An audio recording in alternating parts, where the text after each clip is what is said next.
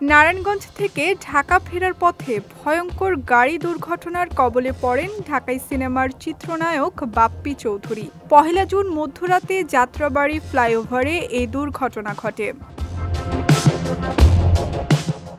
জানা গেছে, যাত্রাবাড়ী ফ্লাইওভারে পেছন থেকে একটা ভারী ট্রাক বাপ্পির গাড়িকে সজোরে আঘাত করে। চলন্ত অবস্থায় অল্পের জন্য প্রাণে বেঁচে যান এই অভিনেতা।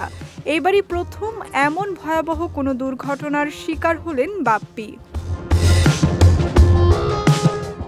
তবে বাপ্পি ভক্তরা এই দুর্ঘটনাকে নিছক দুর্ঘটনা মানতে নারাজ। তারা এটাকে ষড়যন্ত্র মনে করছেন। তাদের ভাষ্য, প্রিয় নায়ককে মেরে ফেলার চেষ্টা করা হয়েছে।